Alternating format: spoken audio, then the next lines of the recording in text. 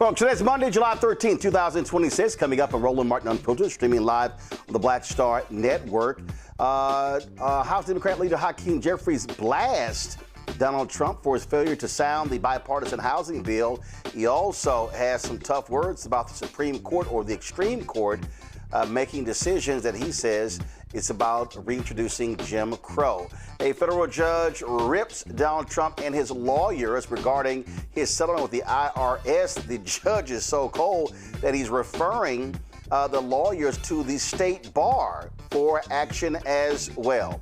Folks, also on today's show, Lindsay Graham, senator from Republican Senate from South Carolina, dies over the weekend. We'll talk about his legacy, which is really about embarrassing himself by kissing Donald Trump's ass, and his sister has been named his temporary replacement in the United States Senate.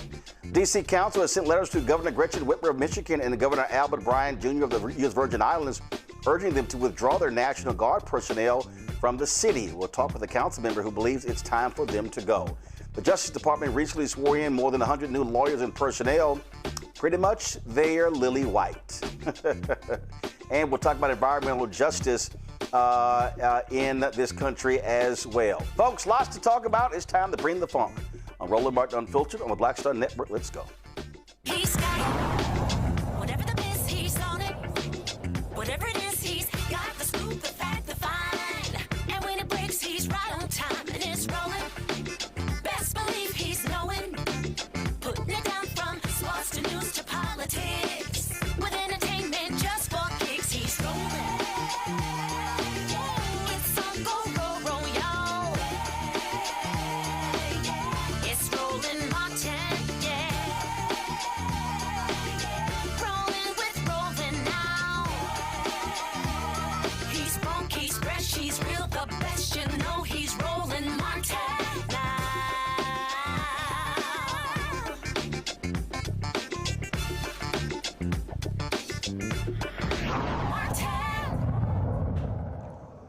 Folks, a federal judge has avoided the settlement previously reached by the liar-in-chief, Donald the Con Trump, and his two oldest sons, which would have given them millions that they planned to use in part as a slush fund for January 6 rioters. Judge Kathleen Williams ruled the lawsuit was an attempt to legitimize the government's effort under Trump to, quote, confer immunity to people and entities affiliated with the president, and, quote, and to earmark billions of dollars from American taxpayers to address unclear grievances.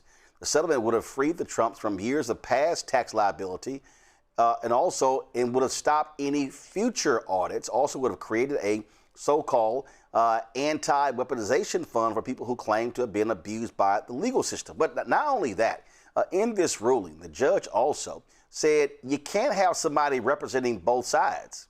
That's pretty much what happened here. Also in this ruling, which is even more decisive, the judge blasted the attorneys involved and is going to refer them to the state bar in Florida as well as Washington, D.C. Now, this is a huge, huge ruling because what you had here was Donald Trump essentially saying that because his tax returns had been leaked, oh, by the way, they were leaked during his first administration, that he was entitled to compensation.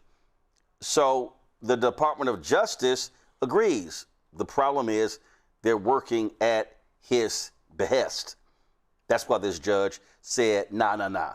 And so the judge also just said, how dare these lawyers could make the decisions that they were making. And so it really was quite a ruling by this judge, especially the referring to the state bar. Listen to this here.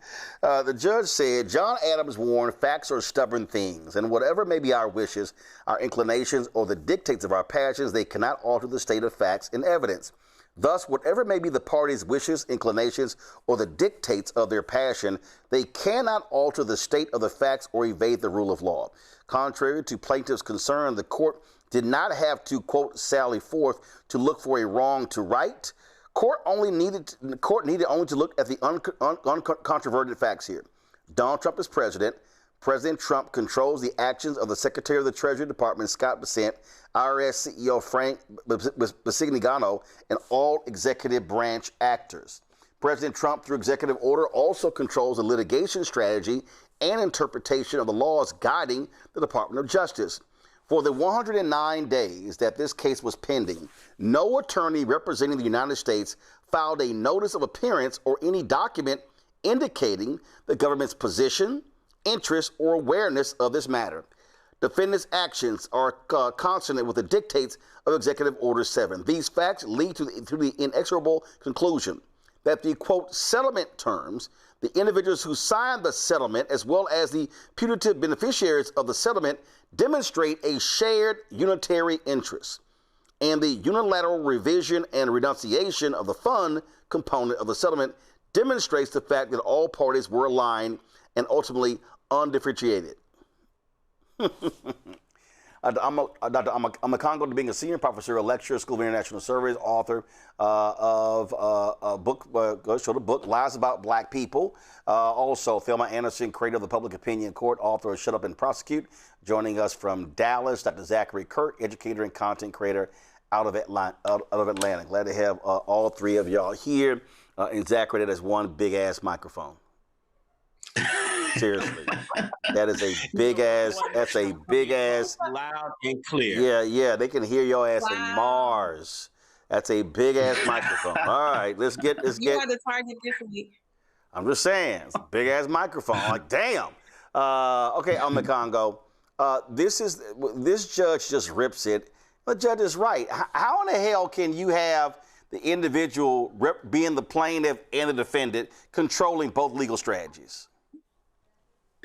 I guess you can do that when you're Trump, or at least you think you can, until this judge blocks it down. I mean, this guy walked around talking about, well, I don't really know how it's going to go, because I'm the one, I'm suing myself, and this has never been done before. And he thought it was cute, and he's going to keep pushing these limits as far as he can go. He'll hope that this gets to the Supreme Court and that they'll allow him to do whatever it is that he wants. But it's really important that these judges continue to stand up. And quite frankly, it's very frustrating that between Trump 1.0 and Trump 2.0, like more lawyers have not been disbarred or referred to be disbarred because they have lied for him on so many levels. Even some of his health officials as well, like Jackson as well. He's the fittest ever. He surrounds himself with liars. They lied to the American people. And unfortunately, too many of these courts, some have sided against him, but they have not held these lawyers accountable. And once you start doing things like this, messing with disbarment, messing with their money, messing with their legal profession and their ability to be able to continue to work after this administration is gone, that's maybe when some of these guys are going to buckle up. But this is a man who's throwing spaghetti at the wall,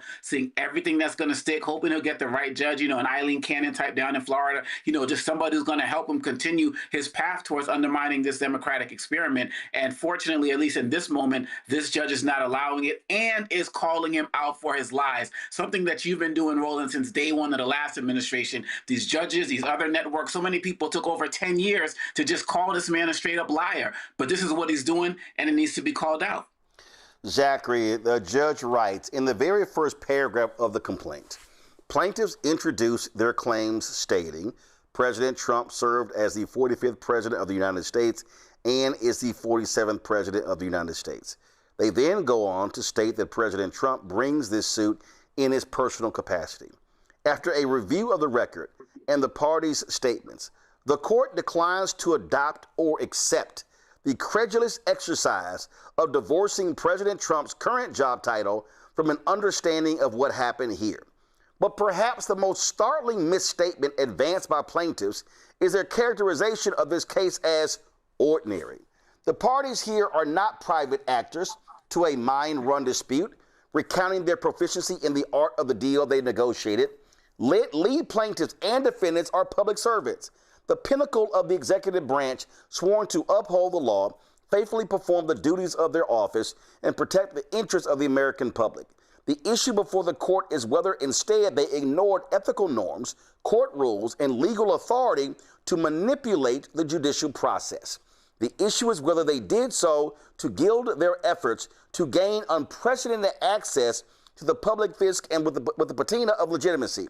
There's nothing ordinary about this case. It is the very definition of sui generis. This is a 56-page ruling, and this judge just goes on and on and on in ripping these grifters. And thank God for Judge Kathleen Wilson, someone who is willing to do the right thing and who is willing to be able to follow the rule of law, which is extremely clear. We are living in a time frame when 6 members of the Supreme Court routinely fail to do what this judge who serves under them chose to do. And that's the right thing. Follow what's written by law. And she's absolutely right. There's no level of ethics here. There is no level of morality in this current administration.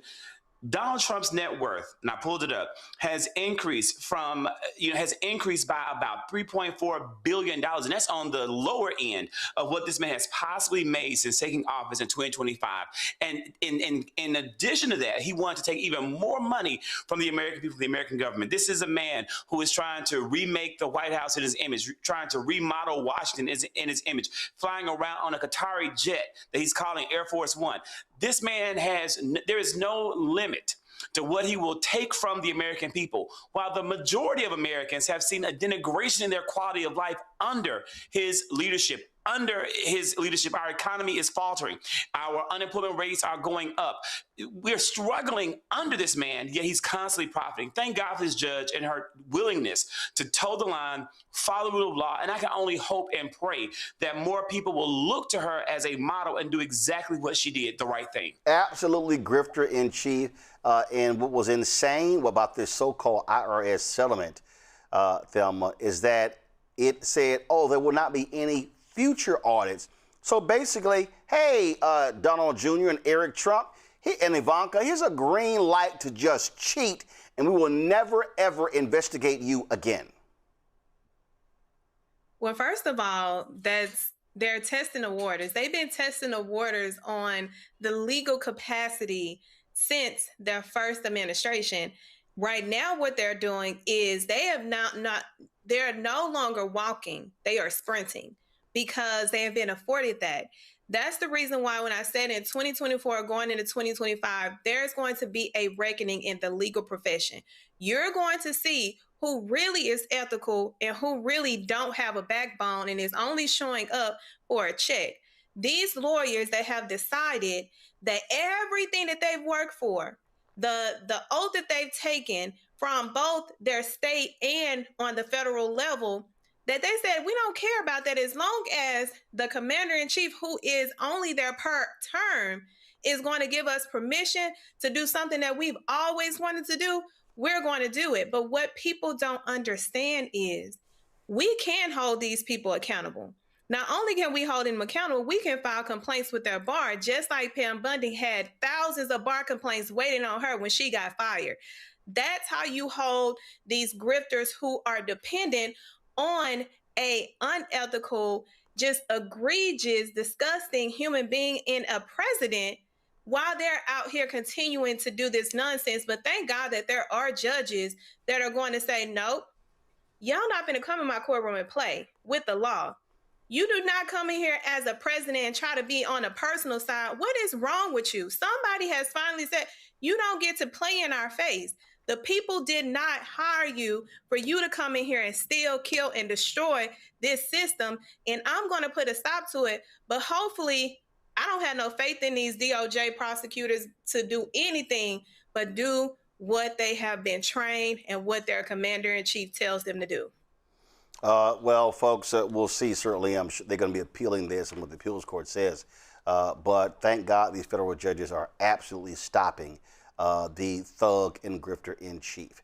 Got to go to break. We come back. Lots to talk about, including Lindsey Graham dying over the weekend. And what is his legacy? Let's just say kissing Donald Trump's butt. I will explain. You're watching Roland Martin Unfiltered on the Black Star Network. All right, folks, let me tell you about Chapter. Now, if you're on Medicare or about to be, the system is not set up to work for you. Too much fine print, too many plans, and too many people making money off of your confusion. And look, we're used to this. We're no strangers to systems that don't have our best interests at heart. But we don't have to accept it when it comes to Medicare. That's why I'm telling you about Chapter. Their advisors are independent and honest. In fact, they're the only Medicare advisors that compare every plan nationwide. And they're focused on one thing: what works for you. If there's a better plan out there, they'll find it. If you're already in the right one, they'll tell you that too. There are no games. Just last year, people who switched with Chapter saved an average of $1,100. It's 20 minutes and a real person. It's completely free. My parents actually have already called. My mom sent me a text. Folks, give Chapter a call at 724-264-8281, 724-264-8281, and connect with someone you can trust. Folks, these are the kind of services that we need for our audience here at Roland Martin Unfiltered and the Black Star Network. So call Chapter right now, 724-264-8281. With medicine and science under attack, I want to keep you and your family informed and healthy. I'm Dr. Ebony Hilton, and I knew at the age of 8 that I wanted to be a doctor. So I studied hard and became the first African-American female anesthesiologist hired at the Medical University of South Carolina since its opening in 1824. And I always say I was made into a doctor, but I was born to be a mom. And as a new mom, wife, sister, daughter, and friend, I understand how frightening a medical crisis can be. I care for individuals on some of the worst days of their lives, and it's my mission to provide you with a safe space to gain clarity on issues affecting your mind, body, and soul. I recognize that there are health disparities, particularly as it pertains to race, and I want to help bridge the gap between you and your healthcare providers. Join me every Thursday for Second Opinion on the Black Star Network, where each week I'll invite experts from various medical fields to share the latest health news. We'll discuss topics such as the vaccine debate, mental and sexual health, medical bias, infertility, menopause, andropause, nutrition, and aging. Together with my medical colleagues, we aim to provide you with a second opinion. Don't miss it, Thursdays only on the Black Star Network. My name is Lena Charles, and I'm from Opelousas, Louisiana. Yes, that is Zydeco capital of the world. My name is Margaret Chappelle. I'm from Dallas, Texas, representing the Urban Trivia Game. It's me, Sherry Shepherd, and you know what you watch. Roland Martin on Unfiltered.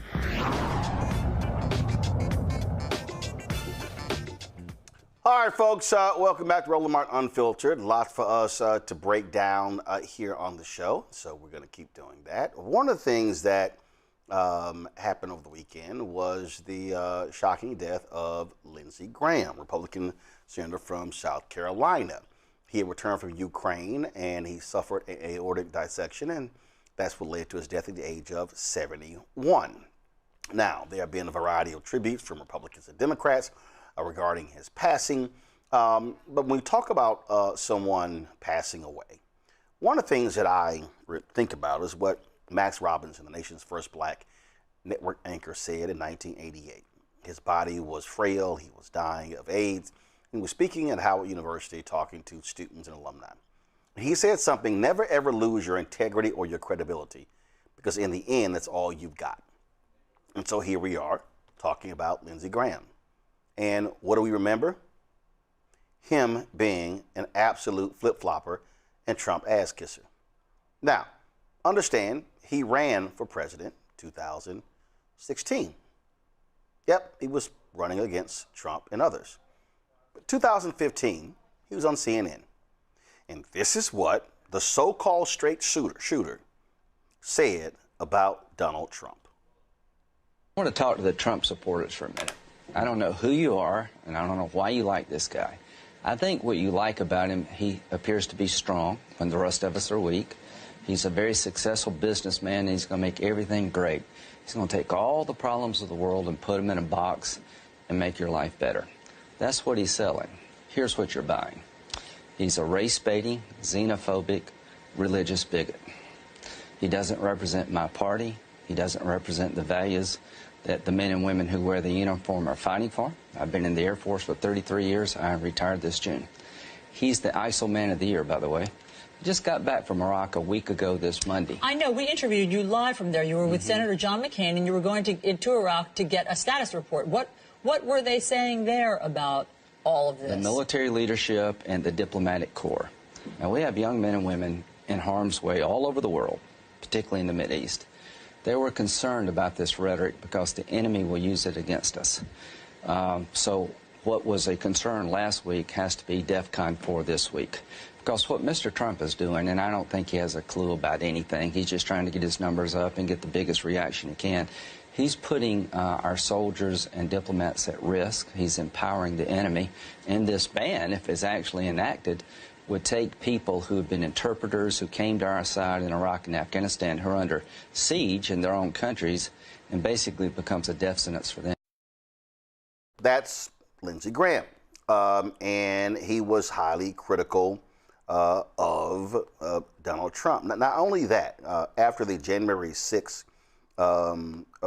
domestic terrorist attempt of Trump's people, again headed to the U.S. Capitol, Lindsey Graham stood on the floor of the United States Senate, railed against Trump, and he said this. Trump and I, we've had a hell of a journey. I hate it being this way. Oh my God, I hate it. From my point of view, he's been a consequential president. But today, first thing you'll see. All I can say is count me out. Enough is enough. I've tried to be helpful. But when the Wisconsin Supreme Court ruled 4-3 that they didn't violate the Constitution of Wisconsin, I agree with the 3, but I accept the 4. If Al Gore can accept 5-4, he's not president. I can accept Wisconsin 4-3. Pennsylvania, it went to the Second Circuit. So much for all the judges being in Trump's pocket. They said, no, you're wrong. I accept the Pennsylvania Second Circuit that Trump's lawsuit wasn't right. Georgia, they said the Secretary of State took the law in his own hands. He changed the election laws unlawfully. A federal judge said, no, I accept the federal judge even though I don't agree with it. Fraud. They said there's 66,000 people in Georgia under 18 voted. How many people believe that? I asked, give me 10. Hadn't had one. They said 8,000 felons in prison in Arizona voted. Give me 10. Hadn't gotten one. Does that say there's problems in every election? I don't buy this. Enough's enough. I went call Fox News the weekend and said 40 minutes after Lindsey Graham made that, he called to apologize. And when he said, I'm done, that was a lie. Lindsey Graham was a hypocrite. Lindsey Graham was a liar. Lindsey Graham was all about access to power. Here is Lindsey Graham talking in 2025 to a group of Jewish Republicans, the Republican Jewish Coalition. Listen. So I just want to say I feel good about the Republican Party. I feel good about where we're going as a nation. We're killing all the right people and we're cutting your taxes.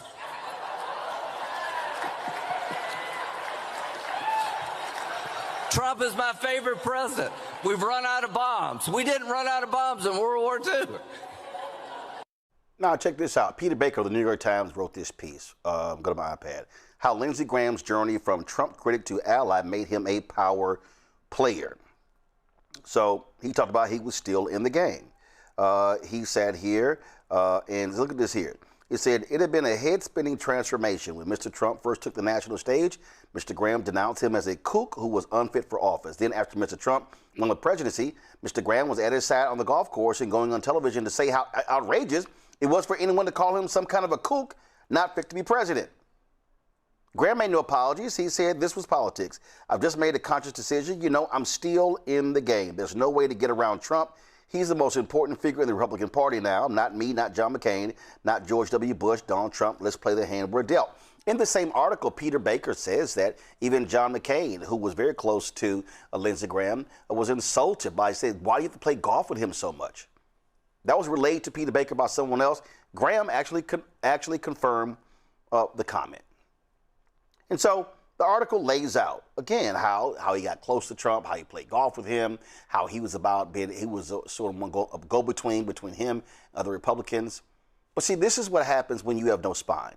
This is what happens when you have no morals, no values, no integrity, no credibility, no decency, no honor. Lindsey Graham was the same as Donald Trump, craving for power and attention. And so his word cannot be trusted. It's as simple as that. Remember the George Floyd Act? That's right. Lindsey Graham and Tim Scott sat before those families. the George Floyd family, and said they were going to get the votes to pass the George Floyd bill. That never happened. Graham or Tim Scott.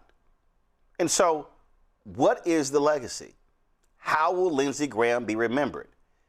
Now, Senator John McCain, we may have differences on policy, but when it came to time to cast the vote for the Affordable Care Act, we all remember his famous thumbs down. He stood firm even when his own party disagreed. That's not how we remember Lindsey Graham. He'll be remembered as a slithering snake, someone who would slide in, slide out, somebody who would just do whatever he could do in order to maintain relevance. As Max Robinson said about your credibility, he said, never ever lose your integrity or your credibility, because in the end, that's all you've got. In the end, Lindsey Graham had none because he served it up to Donald Trump.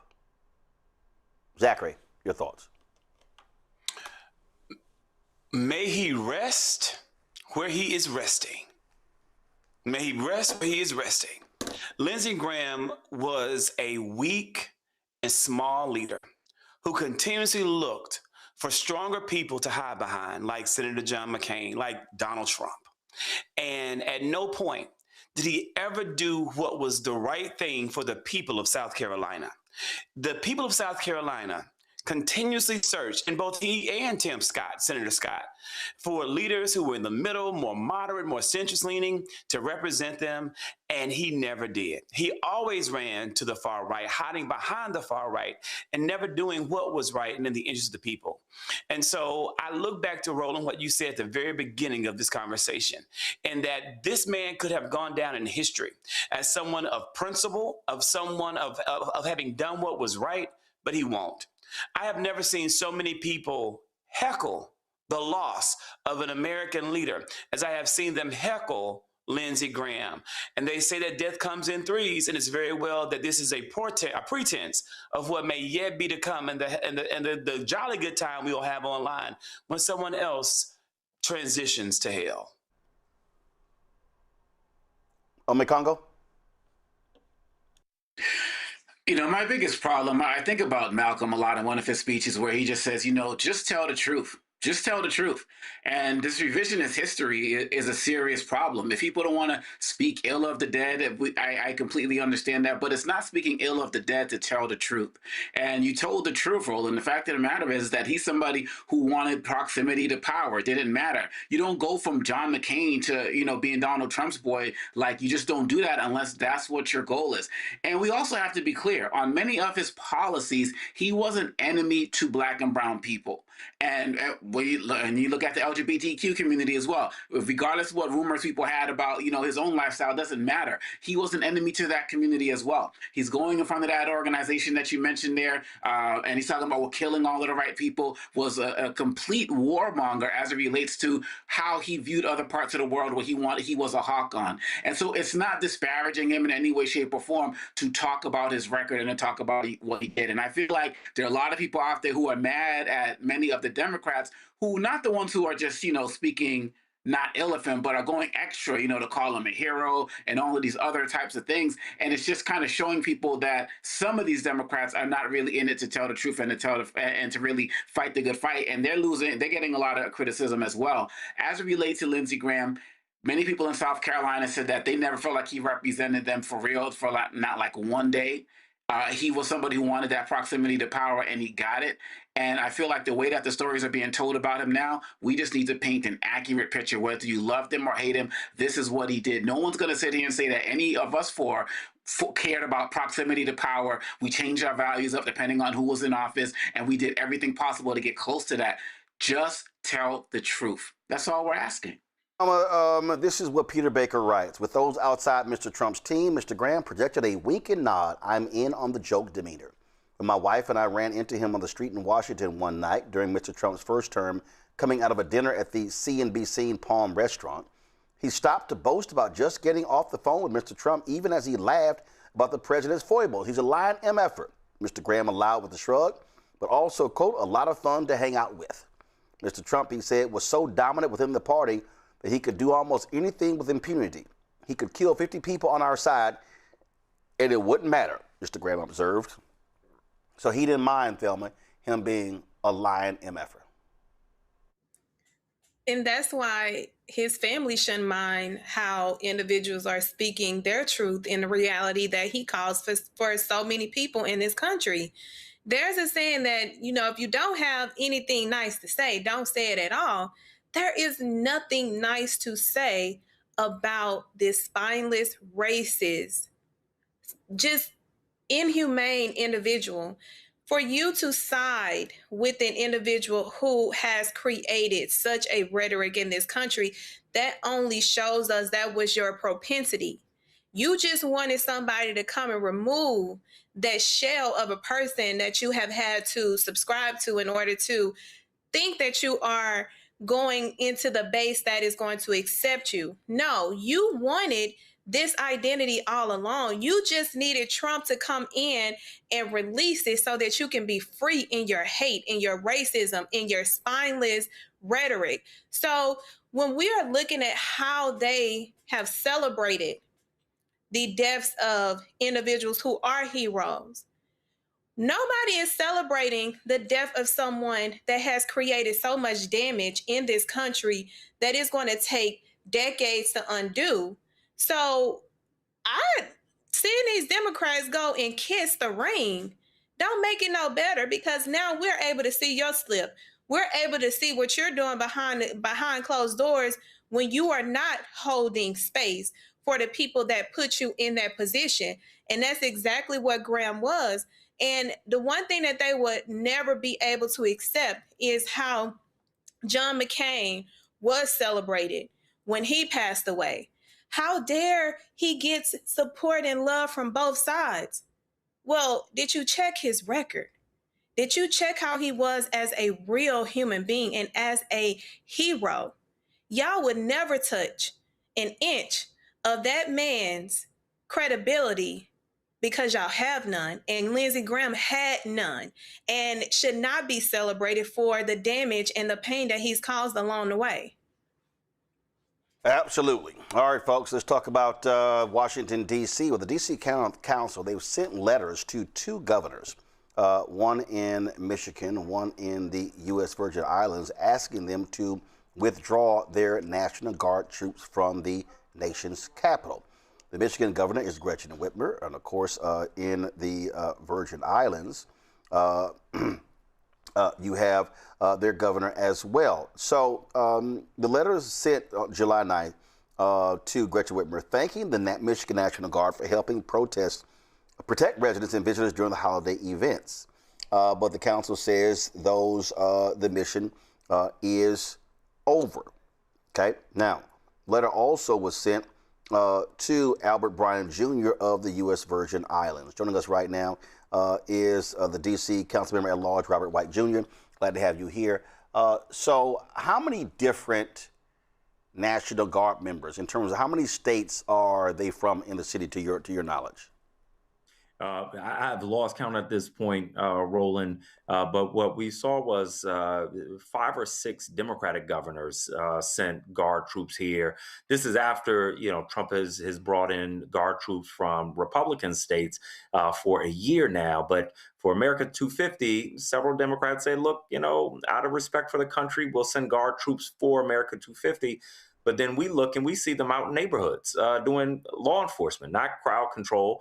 And so now that America 250, the events are over, we said, look, it's time for folks to go back to their families and their jobs. Mission complete. Have y'all talked to Governor Whitmer or Governor Bryan? We're reaching out now, and look, I've been happy to see some of the remarks from Governor Whitmer in particular, saying, look, I'm concerned about mission creep and our Guard troops being used for something that was not intended. And so I think she's lined herself up for removing them, but it is time. In D.C., we've seen significant abuses. You're showing one of the videos now. This is somebody on their property, and, different than the National Guard, but we've seen ICE agents within 1 week kill 2 people in 2 different states. And, this is not law enforcement. This is not about public safety. This is about politics and political shows. And we don't want to be a pawn in that game. This is, I mean, obviously, Trump wants everyone doing his bidding. And to your point, these are two, frankly, two Democratic strongholds. And when it comes to Michigan, Democrats control the governor's mansion, the House, and the Senate as well.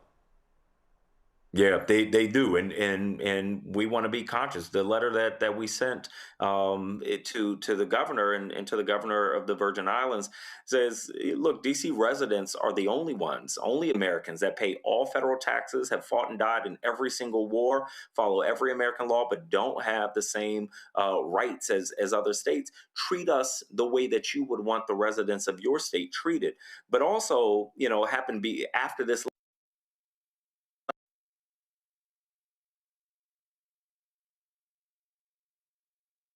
We lost the feed there to Councilmember White, so let's do this here. Let's go to a break, and we'll try to get him back after this break. We'll be right back. Rolling Martin Unfiltered on the Black Star Network. Don't forget to support the work that we do. Join our Bring the Funk fan club. If you want to contribute, do so. Please do so by using this QR code for Cash App. Also for credit cards. If you're listening, go to blackstarnetwork.com. Check your money order, make it payable to Roland Martin Unfiltered. Send to P.O. Box 57196, Washington, D.C. 2003 7-0196. PayPal's R Martin Unfiltered, Venmo RM Unfiltered, Zelle, Roland at RolandSMartin.com, Roland at RolandMartinUnfiltered.com. We'll be right back. All right, folks, let me tell you about Chapter. Now, if you're on Medicare or about to be, the system is not set up to work for you. Too much fine print, too many plans, and too many people making money off of your confusion. And look, we're used to this. We're no strangers to systems that don't have our best interests at heart. But we don't have to accept it when it comes to Medicare. That's why I'm telling you about Chapter. Their advisors are independent and honest. In fact, they're the only Medicare advisors that compare every plan nationwide. And they're focused on one thing: what works for you. If there's a better plan out there, they'll find it. If you're already in the right one, they'll tell you that too. There are no games. Just last year, people who switched with Chapter saved an average of $1,100. It's 20 minutes and a real person. It's completely free. My parents actually have already called. My mom sent me a text. Folks, give Chapter a call at 724-264-8281, 724-264-8281, and connect with someone you can trust. Folks, these are the kind of services that we need for our audience here at Roland Martin Unfiltered and the Black Star Network. So call Chapter right now, 724-264-8281.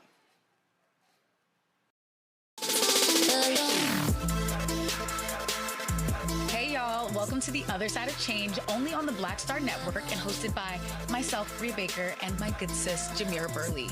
We are just two millennial women tackling everything at the intersection of politics, gender, and pop culture.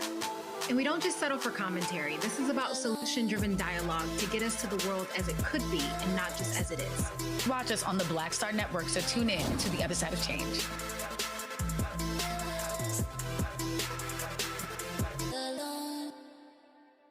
What's up, y'all? This is Wendell Haskins, a.k.a. Win Hogan at the Original T Golf Classic. And you know I watch Roland Martin Unfiltered. All right, we got Councilmember White back. Lost him there. Go ahead and finish the comment you're making, sir. All right, looks like we've lost him again. Not sure what's going on there. And so we'll sort through that to figure it out. Go to my panel here. Bottom line here, Thelma, these governors should absolutely recall their troops and should not be doing the bidding of Donald Trump. Absolutely, especially when they are footing the bill for what is being required. When you are telling troops to go somewhere and put their lives and risk their livelihoods and their families' security on a president that is refusing to provide resources and help, but for the fact that he's the president, he can make these demands. Well, they are also overseers of what these guards are being inflicted to do. So their job is to protect them.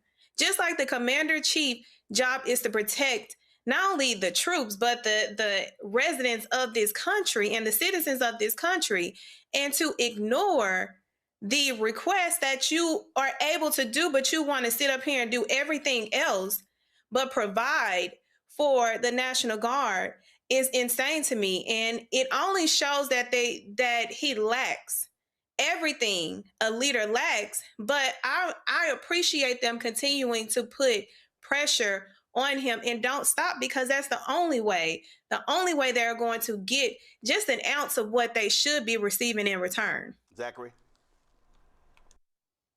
That these governors have to absolutely do the right thing. I literally just looked this up, people, really quickly, and it's going to cost it costs right now between $311 and $607 per person per day for these members of the National Guards to be away from their families, away from their jobs, away from their lives to patrol Washington, D.C. at the behest of the president. That's how much it's costing.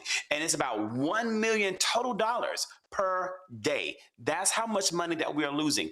These states, these funds could do so much good for the people if they were being used in that way. I need Gretchen Whitmer and people like this who are possibly being mentioned for a future beyond their state office to follow the example of leaders like Governor Wes Moore. We have, and to be fair, Governor Gavin Newsom. We need people to have a backbone, to stand up and do what is in the interest of their constituents instead of doing the bidding of this president. And until we see that, we have to make these people, it's disqualifying. If they don't stand up, if they don't have a backbone, there's no way they can continue to serve the people of this country beyond their state. You got Councilmember White back. Councilmember White, you were making a comment. I want you to finish that. Okay. All right. Again, let's go. Let's close this out with a second. Omekongo. Omekongo, go ahead. Look, I'm a homeowner in D.C., I teach in D.C., and I'm a business owner in D.C. And these National Guard members, they're blight on the city. Everywhere you go, they're just there. You saw the trucks outside, the tanks outside of the Union Station, basically looking like a museum demonstration right on the grass. People look at them almost as a tourist attraction for people who aren't from here. But for people who are here, it's very frustrating. It's very frustrating. And I noticed that I didn't see any of them out there when those white nationalists were out there like 400 deep, marching down the streets or hopping on these trains, during, Trump's 250 celebration of himself that he tried to tie into America's independence. It's really frustrating, and they do have to go. And I give kudos to White and others who are putting pressure on these governors to withdraw their troops, because they're doing absolutely nothing. And like you said earlier, they are losing time with their own families on the personal side. But for us who are walking around in the city, they are completely unnecessary.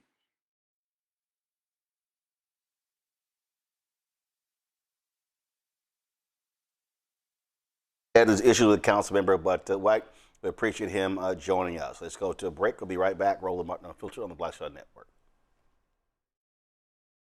All right, folks, let me tell you about Chapter. Now, if you're on Medicare or about to be, the system is not set up to work for you.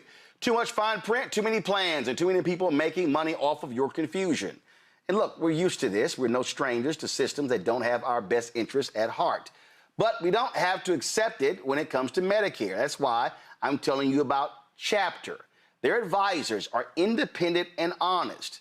In fact, they're the only Medicare advisors that compare every plan nationwide. And they're focused on one thing: what works for you. If there's a better plan out there, they'll find it. If you're already in the right one, they'll tell you that too. There are no games. Just last year, people who switched with Chapter saved an average of $1,100. It's 20 minutes and a real person. It's completely free. My parents actually have already called. My mom sent me a text. Folks, give Chapter a call at 724-264-8281, 724-264-8281, and connect with someone you can trust. Folks, these are the kind of services that we need for our audience here at Roland Martin Unfiltered and the Black Star Network. So call Chapter right now, 724-264-8281. This episode is sponsored by Kalshi, the largest prediction market in the United States. Here's what makes Kalshi different. You're not playing against a house. Kalshi is peer-to-peer trading. You buy a yes or a no contract on whether something will happen, and you're trading directly against other users. Think of it like buying or selling a stock. The line isn't set by some algorithm working against you. It moves based on where the money goes. Public opinion sets the price. Right now, when it comes to the World Cup, France is trading at 41%, meaning a $100 trade pays out $242.28 with the correct prediction. And as that probability shifts, you can buy in or out of your position at any time to lock in a profit or cut a loss. Kalshi is CFTC approved, that is federally regulated, which is why it's available all across the country, including California and Texas. Download the Kalshi app and use the code SOCCER10 to get $10 when you trade $10. You can also sign up at kalshi.com/r/soccer10, which auto applies as the code at checkout. KALSHI Kalshi, trade what's next. Medicine and science under attack. I want to keep you and your family informed and healthy. I'm Dr. Ebony Hilton, and I knew at the age of 8 that I wanted to be a doctor. So I studied hard and became the first African-American female anesthesiologist hired at the Medical University of South Carolina since its opening in 1824. And I always say I was made into a doctor, but I was born to be a mom. And as a new mom, wife, sister, daughter, and friend, I understand how frightening a medical crisis can be.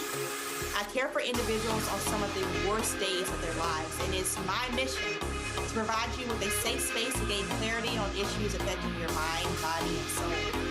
I recognize that there are health disparities, particularly as it pertains to race, and I want to help bridge the gap between you and your healthcare providers. Join me every Thursday for Second Opinion on the Black Star Network, where each week I'll invite experts from various medical fields to share the latest health news. We'll discuss topics such as the vaccine debate, mental and sexual health, medical bias, infertility, menopause, andropause, nutrition, and aging. Together with my medical colleagues, we aim to provide you with a second opinion. Don't miss it, Thursdays only on the Black Star Network. It's your boy Earthquake, giving Roland Martin something to do, because he don't know what to do. He from Texas. Ain't his fault. The white man who opened fire on a black Georgia family reunion is back in police custody. He may face more charges. Last month, Jeffries Kinzer was charged with 1 count of aggravated assault after he shouted racial slurs while driving past the black family's home, then returned wearing body armor and began firing at the crowd. Kinzer's defense team requested a bond modification to allow him to return home. The state opposed that request and filed a motion for Kinzer to remain in jail until an official bond hearing. Judge Jim Thurman ruled in favor of the state and adjusted Kinzer's original bond condition. Now he must remain at least half a mile away from the victim's home. During the hearing, Lee County District Attorney Lewis Lamb requested adding in about 29 additional counts of aggravated assault and 30 counts of possession of a firearm, while Judge Thurman discussed a potential $1 million bond. The official bond hearing is set for tomorrow. One of the friends who says he was with Nolan Wells during a 4th of July trip to Mississippi's Horn Island before the team was found dead is now speaking out about some of what he saw. In an interview that aired Monday, July 13th on Good Morning America, Trayston Shepard told ABC News that he and other young folks who were on the trip have been devastated by Wells' death while also facing intense public scrutiny in the days since. I just know I've lost my best friend. We did no wrong here, and we don't understand how we're getting so much hate behind it. We all cared and loved Nolan, and nobody wanted to see Nolan die.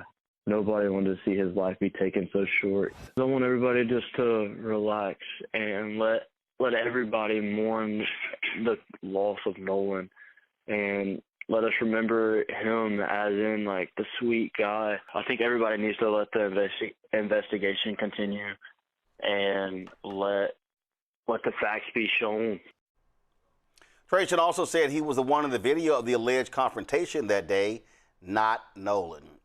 So much has been made of all of this, and I will say he's right here in terms of an investigation must be allowed to continue.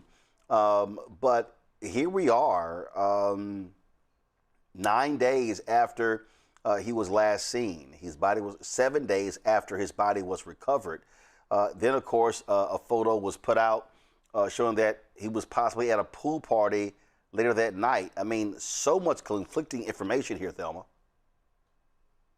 Absolutely. And what irritates me about this, friend, is where were you last week when we were trying to figure out what was going on in that video?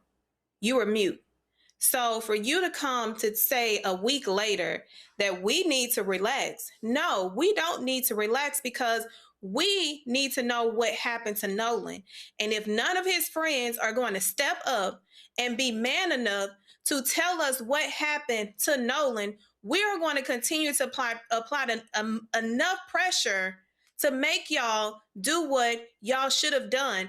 Where were you? Did you go and tell his attorneys, his family attorneys, about this mysterious voice?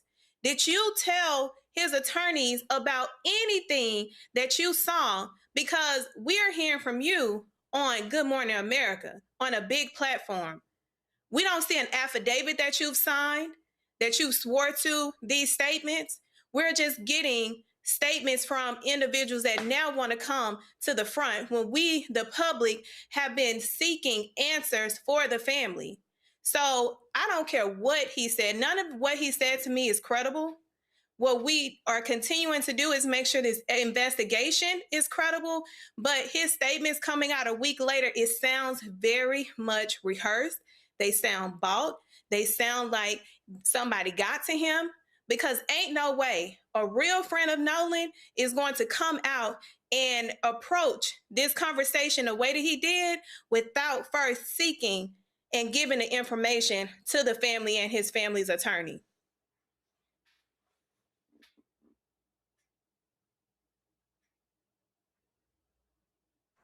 Zachary? You know, Roland, this is one of the stories that I'm following very closely on my social media accounts, the Zactivist. And for those watching, you can follow on TikTok and Instagram. And I'm doing a lot of research around debunking what isn't true. And so we now know that that photo that you saw of the pool party was probably taken around June 27th and was an old photo that then resurfaced. There's a lot of misinformation out there. And it's so important, and I want to share to everybody out there, that we only share factual information and that we don't muddy and confuse the work of people who are trying to really get to the bottom of it. But at the same time, it's so important for us to not stop saying this young man's name, Nolan Xavier Wills, Nolan Xavier Wills, Nolan Xavier Wills, because by us keeping this at the forefront, we are pushing for justice. Mississippi, my native land, where my family still lives, is a state ripe with racial injustice and continuous police cover-ups. We cannot trust Sheriff Ledbetter in Jackson County, Mississippi, any more than we can trust the people that covered up the murder of Emmett Till, the people that we saw in Mississippi Burning in Neshoba County, Mississippi. We cannot trust these people to ever give justice for the Black lives that live in that state and that have made that state. That is why we're being vocal. That is why we're fighting hard. That is why we are committed to ensuring justice for Nolan Xavier Wills. And it is, to me, disappointing that this young man who looked brown, now he may not know he brown, but he certainly didn't look white to me. They got the darkest of the group to come out on public television and defend the actions of the friend group. And these young people may very well be innocent of any and all crimes, but we don't know that to be true until the facts of the case bear out. I personally am taking the lead from Attorney Ben Crump and the family.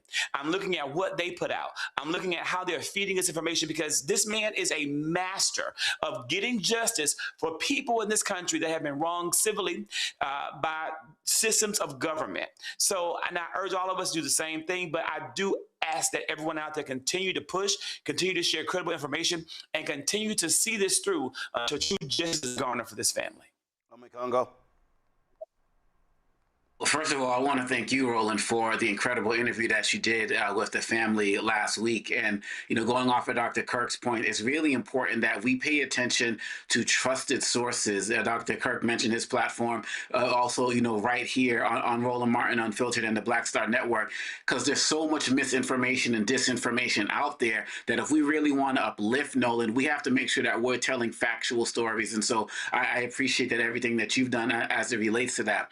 Furthermore, it's really important that as we continue to uplift him, We also have to pay real attention to whenever this autopsy is going to be released. Shout out to Colin Kaepernick. His name's been in the news a lot this weekend for reasons that shouldn't have been in the news relating to Jay-Z, but he was busy doing the work and paying for part of this autopsy. And when that comes out, so much more is going to be explained. So I'm not paying attention to any of these friends, any of these other family, any of these friends, any of these judges, parents, family members of those friends who are coming out. I'm not paying them any attention because a real solid case is being built. There's nobody better in the business to do that than Benjamin Crump. And as it was said, we need to continue to uplift him. I'm seeing videos of Nolan on my feed every day, and he just, so alive, so energetic, so happy. And it was just taken for reasons we don't know yet, but those reasons are going to come out if we continue to keep our finger on the button. And I know that we're going to do it here, and everybody needs to know that we're going to keep doing that here. Oh, absolutely. I had somebody comment on one of my posts on Instagram. I was like, where's your Nolan Wells coverage? I'm like, yo ass, you've been in a coma. I'm like, and I said, and people are like, oh, you ought to be nice about it. I'm like, no. I said, don't you ever come on my page saying some nonsense like that without checking your damn facts. They got real quiet. All right, folks, let's talk about the issue of environmental justice. On July 8th, the Department of Justice swore in 100 new attorneys and staff members in the Civil Rights Division. It pretty much looked like a Klan meeting. These individuals are responsible for enforcing some of the nation's most important anti-discrimination laws. That's your new civil rights lawyers? Okay. Gotcha. With this team in place, what does that mean for the future of civil rights in this country? Here's what we know. Under Harmeet Dillon, this Department of Justice does not actually give a damn about civil rights. What they care about are white people. What they care about are white rights. They are attacking civil rights if it impacts black people and other people of color. In fact, they have sued states when it comes to voting, when it comes to the EEOC, you name it. And so this, and also, do y'all understand that the Department of Justice was literally created to protect black people from racists in the South? Yep. So we look at the history of the Department of Justice and the Civil Rights Division and the work it did, obviously with Bobby Kennedy in the 1960s, Christian Clark later under President Joe Biden. We're talking about an department that really impacts everything in this country when it comes to our civil rights. But what Donald Trump cares about are white people. What Donald Trump cares about are defending them. In fact, this is so interesting. I was, give me a second. I was reading Howard Bryant's book, Kings and Pawns. And, whenever you hear these Simple Simon Negroes who love themselves, some Republicans, you notice they never, ever bring these things up. So Howard was talking about Jackie Robinson and his dissatisfaction with the Republican Party. And if anybody actually read his book, I Never Had It Made, you will then understand exactly what he was talking about. But he also talked about Jackie Robinson writing a piece in a newspaper. Because Jackie Robinson, which I didn't even realize, he was the first black sports columnist in the country when he started writing a column for a New York newspaper. And so it talked about his frustration with the Republican Party, their refusal to care about issues that impacted African Americans. He often was critical of Richard Nixon, Dwight Eisenhower. He campaigned against Barry Goldwater as well. But it was interesting in this one where he questioned, is the Republican Party the party of white men? Show the photo again. That's an excellent question that he posed, I believe was 1969. And what we have to recognize is, yeah, We talk about civil rights in this country. That's what these folks are. They laid it out in Project 2025, Zachary. We kept trying to explain to people that this Department of Justice, this Civil Rights Division, Donald Trump did not give a damn about black people. They were going to target black people. There is a war on black people. It is the defunding of black America, and this is a reality. This administration wants to continuously see black and brown people die. We know what happened today in Maine. We know what happened last week in Texas. And now we look at what's happening in the continuous assaults in Cancer Alley of Black lives. That's Representative, I think, Troy Carter's district in Louisiana, where you have an insanely insubordinate amount of cancer-causing towers and chemical plants and processing plants, so that the Republicans who lead that state are going to make money and make revenue, while the black residents of that state who live along Cancer Alley suffer lifelong consequences and generational harm and health damages. And we had small steps by our government under the Joe Biden administration to rectify the past wrongs, to help build these communities back up, to help take away the environmental pollutants, only to see Trump come in and undo all of that work, undo all of that progress to put us right back to where we are. It is devastating, it's disappointing, and there's no semblance of environmental justice that's even coming anytime soon. Because again, what this man is doing in the 4 years that he's going to serve in office will take decades to undo. Decades, and only then if we have leaders in power who care enough to undo the damage, which I can't say we will. They don't care, Ome Congo, and they never will, and they've made that perfectly clear. Oh, absolutely. And I would say, even in addition to them not caring, they're dropping all of the cases that we talked about, Cancer Alley and other things, but they're also increasing the pollution that's happening in our communities. When you look at what's happening with these data centers, when you look at all of the regulations that Trump is working on with the auto industry to get rid of some of the environmental emissions as it relates to that as well, at every single step, what did he talk about? We're going to bring back coal. I mean, at every single step, they're enacting policies that are making our communities more unhealthy. And many people who are in these white rural areas, these white impoverished areas, these trailer park areas, they should be paying attention to this as well, because they were already struggling as it is, and it's going to get worse as their rural hospitals close, as they get less and less access. So as much as there's a real attack on black and brown people in this country, and is being paid for by our taxpayer dollars to get lawyers like that, who they just hired, who they're bringing in. I remember I saw a picture of the White House, the interns for the summer, and it was the same picture, but now these were just college students. These were just teenagers. So at every level, he's making it wider and wider and wider, and they're going to continue to get rid of policies that benefited our communities in any way, shape, or form. Like Dr. Kirk said, the little policies that we had, and they're going to make it worse, because this is a man who's beholden to coal, to oil, to these data centers, to big tech, and they're going to do everything possible to raise this country and burn it down to the ground, as relates to not leaving any opportunities for people who don't have means to be able to survive in this society. Thelma. Agree with the both of you. One thing that I've had to tell individuals who have asked me, what can we do?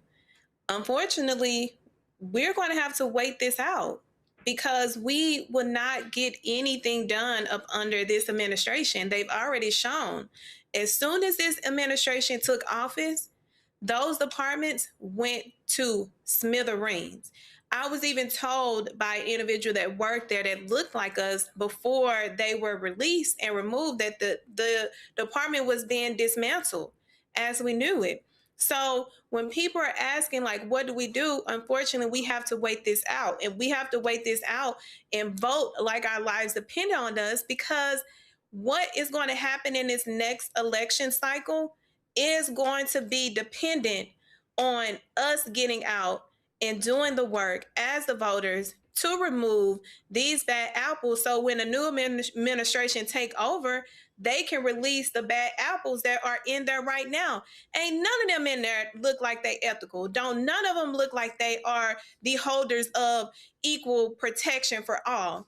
They look like they were hired to do a job, and their job is to be the handlers and act like handlers. So we cannot trust them as we know it right now, but that's why you're going to have to vote.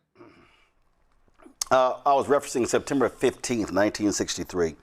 when Jackie Robinson wrote a piece for the Saturday Evening Post that was titled "The GOP for White Men Only."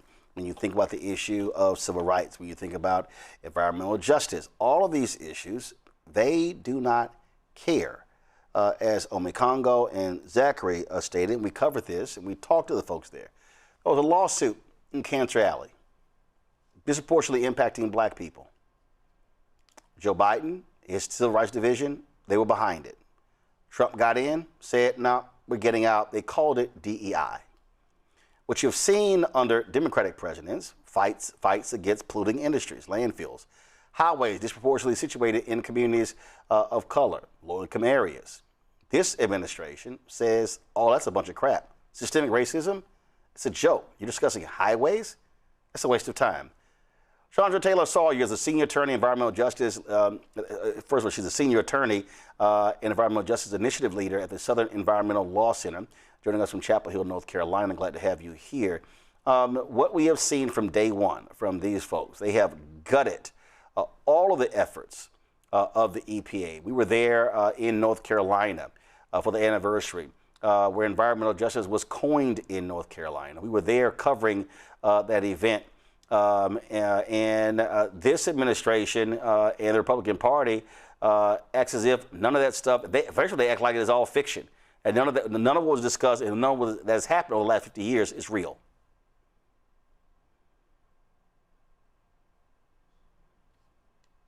Roland, should I jump in?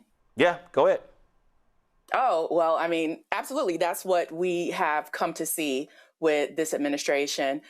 So as you said, I'm a senior attorney at Southern Environmental Law Center. I lead our environmental justice initiative, and our work is really focused on making sure that Black communities, poor communities, vulnerable communities are not continuing to bear the disproportionate burden of environmental harm and are in a place that we're able to be more resilient when there are more climate crisis driven weather events. So what we're seeing right now with this administration includes federal funding rollbacks. As you alluded to, the conflation of diversity, equity, and inclusion with environmental justice. This has resulted in the elimination of the Office of Environmental Justice, the elimination of the Environmental Protection Agency External Office of Civil Rights, cuts to hundreds of federal jobs that, these were people who were committed to making sure that these environmental threats were not disproportionately borne by people who have been underserved and overburdened for far too long. We saw the elimination of the Justice 40 initiative that was going to make sure that certain federal benefits, that 40% of them went to communities that were the most vulnerable and the most underserved. There's specific projects that I could get into that we are not going to be able to see come into fruition. These were projects that Congress mandated should actually receive federal funding. These organizations were vetted through months-long processes. I mean, in some cases, years-long processes. And this administration, in one fell swoop, without due consideration, cut federal funding that would actually have gone to improving the environment, improving the public health of communities that have not been served for far too long. This is video of Michael Regan when we were there in North Carolina, where they were making that announcement, where they were sort of combining these various offices and really strengthening the efforts to attack environmental racism and confront environmental justice. And as you said, there's just been a flat-out gutting of all of those efforts. They've been wiped off of the map by Donald Trump and these maggots. I mean, absolutely. I'm sorry, were you going to move to the video or should I continue to talk? Yeah, go ahead. Yeah. So some of the things that we've seen, Democracy Green in North Carolina, they were planning to do a campaign to actually make sure that people have safe water. This organization was, really made to be seem as if they didn't know what they were doing when they have been doing this work for quite, a really long time. Land Force was increasing transitional employment opportunities and providing training on reusing urban tree waste. Their funding was cut. Black Belt unincorporated wastewater program in Alabama. They had funding that was going to actually help make sure that there was adequate wastewater treatment in rural Alabama. Also, we saw cuts to that funding. So what we're doing as an organization is engaging on every level, standing beside our partner groups and our client groups to make sure that people's voices are heard, participating in the regulatory process, making sure that we're promoting the policies to still protect communities of color, because even when the administration tries to say that environmental justice does not exist, that does not mean that we're not still facing these same problems, that we're not still seeing Black communities being twice as likely to have hazardous waste facilities sited near them, that we're not still seeing higher rates of asthma in Black children. We still see those harms. So we're still working to make sure that that we're stopping the worst facilities, getting better regulations. So that does look like litigation in some instances, and I can get into some of that if that's where we'd like to go next. But there's definitely a lot of effort that is still happening on the ground to make sure that people have the best lives that they envision for themselves, despite all of the efforts of this administration to cut environmental justice infrastructure. Question for the panel. Ome Congo, you first. Thank you so much for all of your work and efforts and bringing information about what other organizations are doing. What can people like myself do? People who are interested in activism, interested in our communities, don't have the great depth of knowledge or history in terms of the work that you're doing in terms of environmental justice, and may not necessarily live in the communities that are directly being impacted. I know indirectly we're all suffering, but what can average folks do to help raise awareness and fight this? Yeah, I think one great thing that we can all look into is supporting community groups, supporting groups that are doing environmental justice work all over the South. So Rachel's Network is an organization that has looked to women who are doing great work for environmental protection, and they're all over the nation. I mentioned their name because I think it's a good place to go to see some of the organizations that any of us can choose to support with our time, with our talent, with our money, making sure that those organizations are, actually supported. In many instances, just like federal funding has been cut, on to all these great organizations, AJ organizations are underfunded by philanthropy generally. So all of the support that we can provide to continue to help these, to help our neighbors, to help people who are advocating, I think that's something that we can all do. Petitioning decision makers as issues that are important to you show up on the local level, then making sure that the decision makers know what you'd like to see done. One example that I think is really helpful to think about is the proliferation of data centers. Data centers are, what we're seeing is in many cases, they're popping up in communities that, have been frontline to environmental harm, or in many instances, there's rural communities that, have been neglected in terms of services. What we're seeing now is a number of moratoria. The last time I looked nationwide, I think it's 155 moratoria. 32 of those moratoria that have been issued are in the state of North Carolina. So, as the South goes, so goes the nation. Look to making sure that, decision makers are getting all of the information about how these data centers operate, how much water they use, how much rates will increase, what is the land use going to be like when we get to the aftermath of these data centers. But people are speaking out, they're letting decision makers know what the problem is. One thing I also like for people to consider doing, we have a multimedia storytelling project, Plantations to Pollution, Black Communities, Legacy Pollution, and the Path Forward. There's a separate website. I would suggest that people go to it, and it really shows really the unbroken line between plantation and slavery in the United States and present day environmental racism. It really is showing how communities that were in the shadow of former plantations, they built themselves up nearby, post enslavement as freed people, built whole wonderful communities, but still ended up, because of a legacy of racism, being underserved, finding projects like highway projects that have split up communities, seeing multiple polluting facilities locate in these Black communities. they're seeing this harm. So I think going to that multimedia storytelling project, seeing what that unbroken line looks like, I think it actually helps, illuminate some of the issues that we see pop up over and over again all over the nation. It's a repeated story of how systemic racism results in this present day disproportionate burden of environmental harm on Black communities, underserved communities, poor communities. Let's go to Thelma. Good evening. Thank you for all that you do in what people would consider not the sexy area of the law, but is the most important area because we're talking about environmental protections. One question that I have, because I don't want to escape the roles and responsibility of our local elected officials, because they are on the grounds. They get to see, they get to hear, they know what's coming into our counties, our cities, and sometimes they say nothing. So what do you recommend for the average resident within these counties that are very vocal in their within their local elections, as well as holding politicians accountable when we are not being told about what's going on in the environment, but we find out after the fact? Are there resources or standards that we can utilize in order to make sure that they are being transparent? Because we often find out things after the fact, so we don't know what's going on. But if we know how to approach these individuals, they can't run from being transparent for the most part.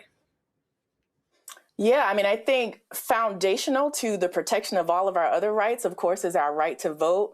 What we all have seen recently with the decision in Louisiana versus Calais, with the gutting of the Voting Rights Act, it is making it much more difficult for Black communities to actually make sure we're able to elect the representatives who are not going to hide the ball, who are not going to keep that information from us.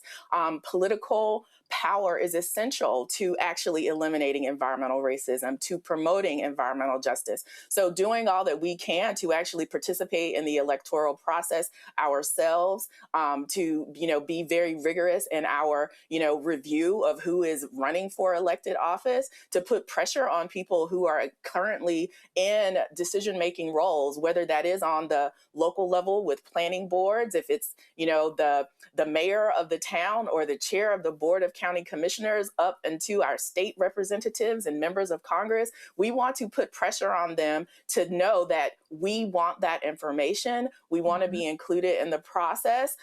So let's make sure that we're engaging in every way to protect the rights to vote and to be able to get people in decision-making roles that actually care about our interests, care about our health, care about the environment that we live in, work in, play in, learn in. Zachary? Attorney Taylor Sawyer, thank you so much for all that you have done, and I really appreciate you being here. One of the best things about Roland Martin Unfiltered is that he brings such amazing guests to the audience, and he shares these really great, diverse perspectives. I want to be aspirational for that audience right now and talk and ask two questions about the future. When leader Hakeem Jeffries becomes the Speaker of the House of Representatives, and Democrats take control in a couple of months and start in January 2027, what's the first thing that you want to see them do to take a step forward in regards to environmental justice? And the second part of that question is that when we have a Democrat assume the presidency in 2029 after the 2028 election, what's the first thing you want to see that president do? Well, I would say there have to be expectations of corporations. They are on the front line of where we see this environmental harm starting.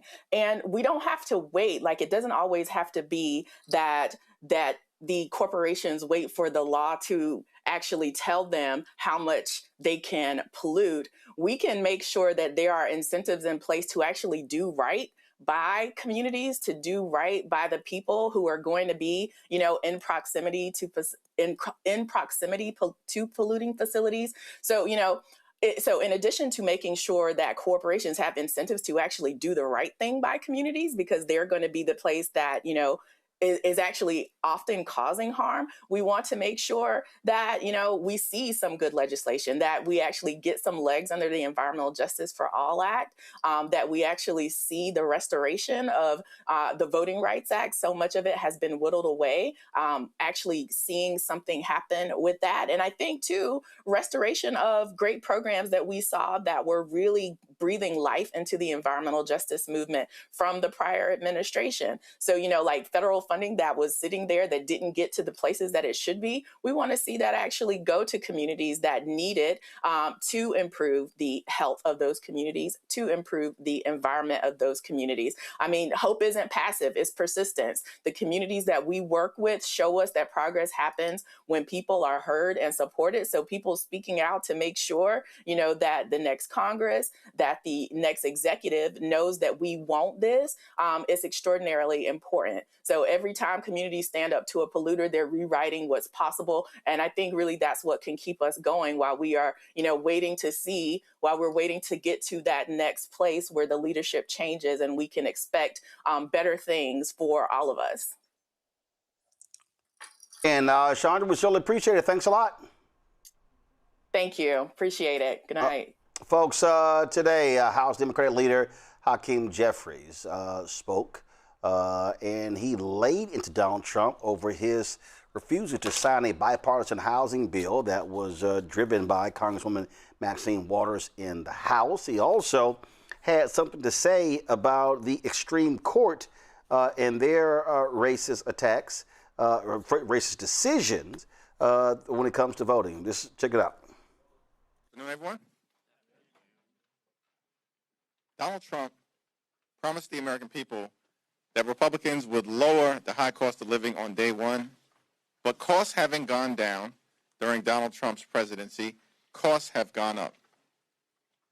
Donald Trump promised that ICE enforcement in this country would target the worst of the worst, but instead, billions of taxpayer dollars are being used by ICE to brutalize and kill American citizens and violently target law-abiding immigrant families and communities, including in Maine earlier today. Donald Trump promised that he was elected not to start wars in the Middle East, but to stop them. He then turned around along with compliant Republicans and launched a reckless and costly war of choice in Iran that's ongoing and now has been taking place for more than 100 days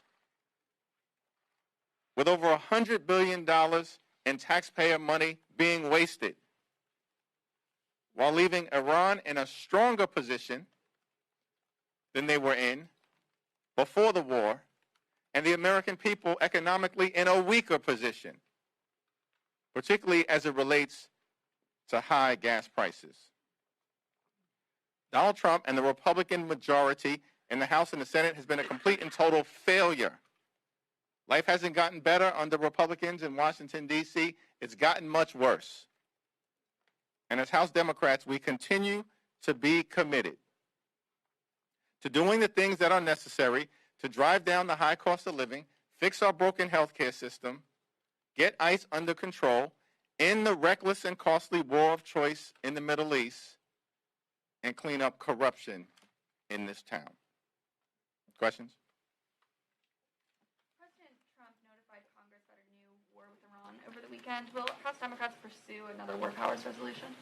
We have advanced multiple war powers resolutions up until this point, and we will continue to use every legislative tool available to end Donald Trump and the Republican reckless and costly war of choice in Iran.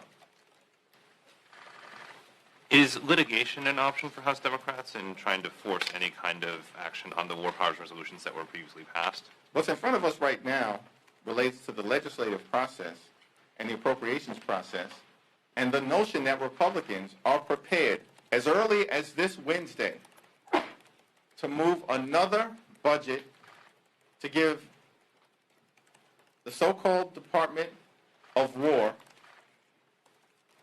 more than $75 billion at least to continue Operation Epic Failure in the Middle East. And I'm pretty confident that every single House Democrat will strongly oppose this effort, and the same will take place in the Senate. And what we need to do is to stop this effort, to use taxpayer dollars to continue this failed war in the Middle East that the American people have rejected from the beginning and have soured on even more over the last several months. Thanks, Mr. Leader. The Graham Plattner over the recess dropped out of the main Senate race, or said he would drop out of the main Senate race. Your reaction to that, and are there any lessons that can be learned going forward as far as vetting candidates, no matter what seat they're running for? I issued a statement relative to him dropping out, urging him to end his campaign immediately. That's been done, and now it's in the hands of the people of Maine to decide who will be the best Democratic nominee to flip that seat and defeat Susan Collins. At the same period of time, when it comes to our efforts in the House to flip the handful of seats that will be needed in order for us to start to end this national nightmare in the United States of America and take back control of the House, we've had incredible candidates step forward and emerge all across the country, including combat veterans, doctors, farmers, educators, smoke jumpers, firefighters, law enforcement officers, and even a Tejano music star in South Texas. We have incredible candidates all across the country, and it's one of the many reasons why I'm confident that on that first Tuesday in November, we're going to take back control of the House of Representatives. One of those flip opportunities is Michigan's 7th District. The Congressional Black Caucus over the weekend put out a statement saying anyone supporting Will Lawrence, one of the left-wing candidates running, should denounce their support. He had hateful comments, they said. Do you agree with what the Congressional Black Caucus PAC said, and what are your thoughts on that Democratic primary? I haven't had a conversation with the chair of the Congressional Black Caucus or the chair of the PAC, but those comments were brought to my attention, and they are deeply disturbing. Thank you. Have you had the chance to meet with Brad Linder or any other New York progressive winners since their primaries? Yes, I've talked to several of them, and I'll have more to say about it in the future. Thank you. Late Senator Lindsey Graham was known for his ability to work across the aisle. But then we have Schumer, we have Pelosi, Joe Biden, Senator John McCain. And this is like all-guard politicians who were able to work within the culture where bipartisan relationships were possible and often necessary. So what are your views on the state of bipartisanship today in America, and how do you intend as a leader to guard those values going forward? Well, let me again offer thoughts and prayers and condolences to the family of Lindsey Graham, to his friends, to his loved ones, to his Senate colleagues, and of course to his constituents. We disagreed on a whole host of issues, but he was someone who was committed to a lifetime of service. And on occasion, I think, particularly when he was closely aligned with John McCain, leaned into the importance of trying to actually get things done in a bipartisan way for the American people. In my view, House Democrats have made clear from the very beginning of this Congress that we will work with anyone, anytime, in any place in order to solve problems on behalf of the American people. The big problem that we've confronted is that Donald Trump hasn't been interested in making life better for everyday Americans. Right now, he's just focused on trying to rig the midterm elections. This is the reason why he did not sign a bipartisan housing bill on affordability into law. That bill was bipartisan and was worked on in the House, led by Maxine Waters. She did a tremendous job, in partnership with Senator Elizabeth Warren, who also did a tremendous job. And every single Democrat in the House of Representatives, from the most progressive to the most centrist and all points in between, supported that housing affordability bill, which was then sent to Donald Trump's desk, and he ignored it. Threw a temper tantrum and was uninterested in actually signing it, because Donald Trump has made clear he doesn't give a damn about making life more affordable for the American people. As House Democrats, we do. And Exhibit A is the housing affordability bill led by House and Senate Democrats in partnership with French Hill to get something important done for the American people. Thank you, Leader. FISA has been dark for a month now. Has there been any discussions regarding that? Anything happening, behind the scenes for getting that, getting lights back on there? There have been no direct conversations between the Trump administration and members of House Democratic leadership over the last several weeks in connection with surveillance authority. Our position has remained clear. It is irresponsible to expect the American people to trust Donald Trump, Kash Patel, and Bill Pulte with the privacy of the American people. And under no circumstances is that in any way a logical thing to expect House or Senate Democrats to sign off on, given the repeated abuses by the Trump administration in terms of weaponizing the authority that they have within the Department of Justice, but not limited to the Department of Justice. The Trump administration at this point is just not serious about solving problems for the American people. They continue to want to jam extreme individuals and their extreme ideology down the throats of the American people. And from the perspective of House Democrats, we're just not going to go along with it. And that has been the case. We've battled them as it relates to their efforts to destroy health care in America. We've battled them as it relates to ICE brutality, and we'll continue to do so.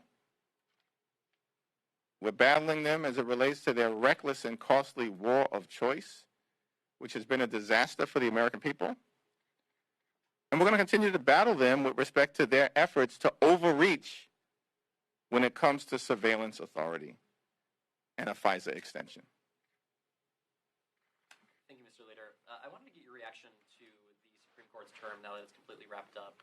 After the Calais decision, you called it illegitimate, you called it the Trump court. But in this term, the court has ruled against Trump on issues like birthright citizenship, like tariffs. Given those rulings, is it fair to call the Supreme Court, the Trump court, illegitimate? I said that the majority, as constructed, had severe credibility problems. Let me put it politely in that fashion. And anyone paying attention to the court, the gutting of the Voting Rights Act, and unleashing Jim Crow-like tactics on Black Americans, particularly in the Deep South, would understand the illegitimacy of that decision.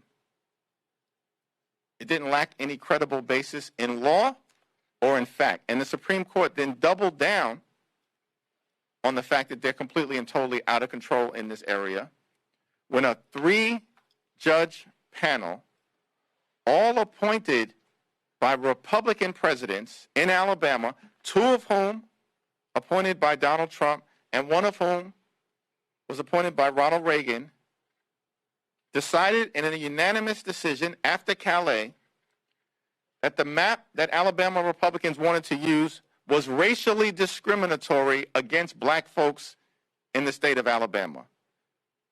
3-judge panel, 2 Trump-appointed judges made that declaration, and the Supreme Court overturned it. So they have no credibility, zip zero, in this area.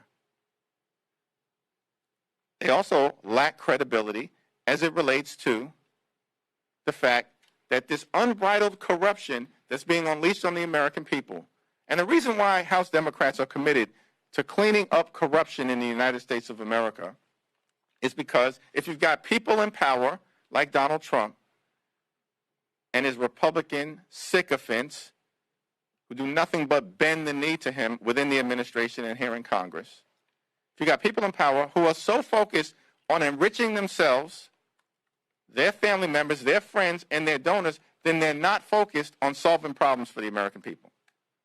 So we have a big problem with that on behalf of everyday Americans, which is why, as part of our affordability agenda and solving problems for the American people, we're committed to cleaning up corruption in this town. If one were to say, why are we facing such unbridled corruption by Donald Trump? In fact, the $1.8 billion slush fund for violent January 6 insurrectionists earlier today declared illegitimate by a federal judge. The whole lawsuit brought by Donald Trump was a complete and total sham and was designed to bring about a situation where they could fake a settlement, enrich people who brutally beat police officers on January 6th, and then give blanket immunity to tax investigations from the IRS for Donald Trump and his family. The whole thing is a Ponzi scheme that has now been unraveled by a federal court. But what unleashed all of this corruption, too numerous for me to mention? I would be here all day and all night and throughout the rest of the week detailing the corruption that has been unleashed on the American people. It was the Supreme Court in 2024 in the Trump v. United States decision, where 6 right-wing conservative justices on this court gave Donald Trump, as president, blanket immunity to unleash a crime wave on the American people and enrich himself. That all traces back to that Supreme Court decision in Trump v. United States. So yes, in my view, there is zero credibility in that decision as well.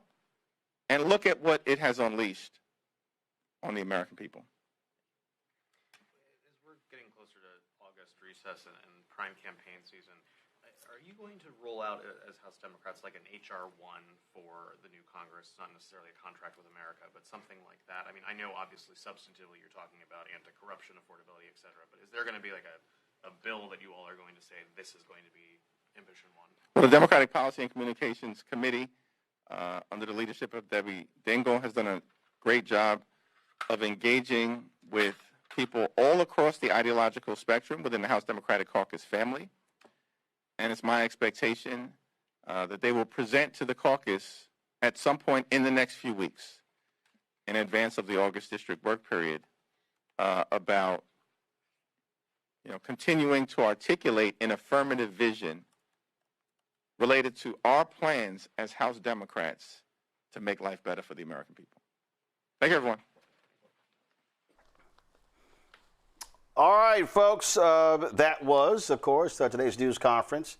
On the housing bill, Zachary, he's right. Trump did throw a little fit, mad and upset. And it's a no-brainer, but it also goes to show you he doesn't give a damn about the American people and what's happening. It's all about how can he rape and pillage this country and how can he make his millionaire, billionaire friends happy. Almost $5 billion increase in this man's net worth, and he does not give a damn that millions of Americans cannot afford to purchase a home, cannot afford to begin the process of building generational wealth. Gen Z some millennials are shut out permanently from home ownership in this country.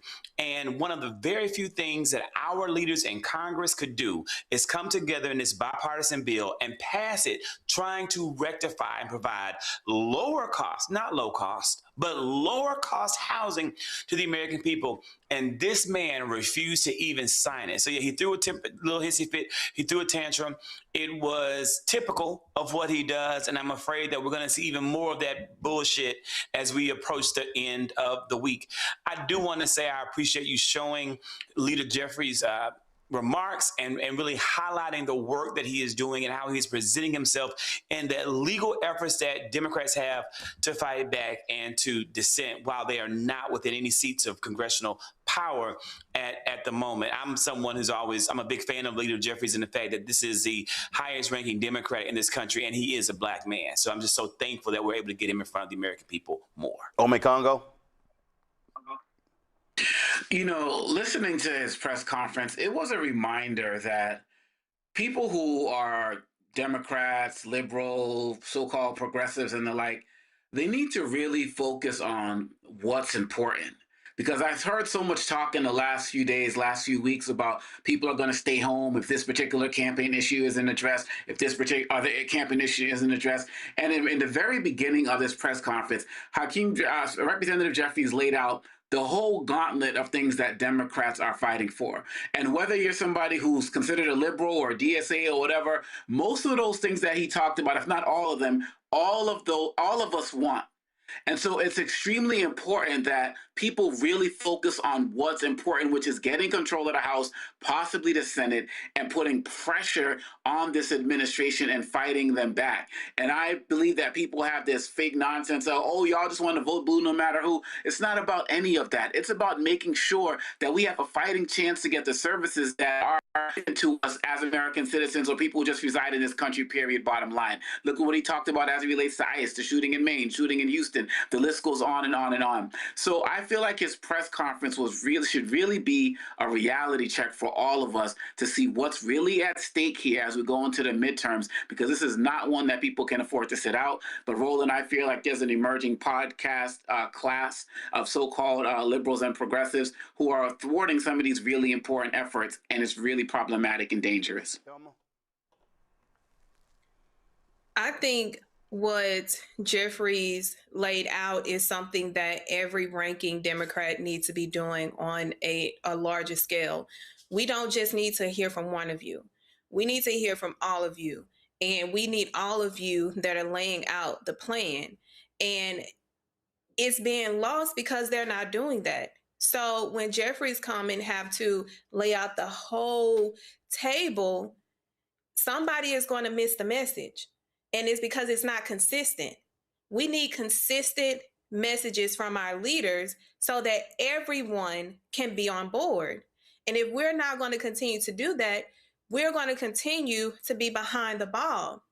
And I also want our leaders to stop making these compromises to the Republicans. You don't gotta sweet nothings them. You don't have to say these nice things all the doggone time, especially when they're out here doing the unthinkable. We have people dying at the hands of the Republican Party. Why are you up here doing sweet nothings and sending condolences to a man that is a pig and was evil? So I want them to get away from that, because the Republicans don't do that, and focus on what we need to be focusing on and continue to be consistent in pushing the message that we need to be hearing and paying attention to so that we can go out and execute.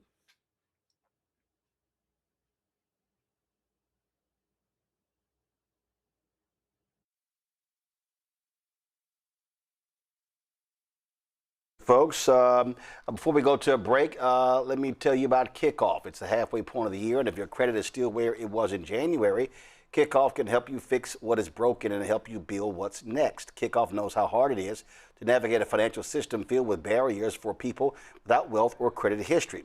Users with a credit score under 600 can grow an average of 86 points just by paying on time. With transparent, affordable plans starting at just $5 a month, no hidden fees and zero interest, Kickoff helps you score big when it comes to credit. It's simple. You make on-time payments. Credit bureaus see good behavior. Your credit can grow fast. Plus, their rent reporting feature helps you build credit with the rent you already pay.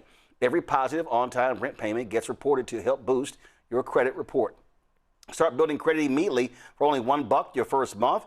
You can set up auto pay so you never worry about missing a payment. Sign up in minutes from your phone. No credit check, no hidden fees, no interest. With over 1 million users and hundreds of thousands of positive reviews, there's a reason why Kickoff is the #1 credit builder on the App Store. Start building credit with Kickoff today and get your first month for as little as $1. That's 80% off the normal price when you go to GetKickoff, GetKickoff.com/unfiltered today. That's Kickoff without the C. GetKickoff.com/unfiltered. Sign up via Kickoff again. To activate the offer, again, GetKickoff, GetKickoff.com/unfiltered to activate the offer. It only applies to new Kickoff customers, first month only, subject to approval. The offer also subject to change. Average first-year credit score is impacted plus 86 points between August 2024 and August 2025 for Kickoff credit account users who started with a score below 600, who paid on time, and who had no delinquencies or collections added to their credit profile during the period. Late payments may negatively impact your credit scores. Individual results may vary.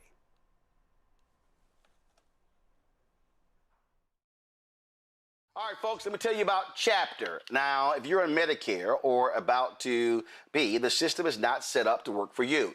Too much fine print, too many plans, and too many people making money off of your confusion. And look, we're used to this. We're no strangers to systems that don't have our best interests at heart.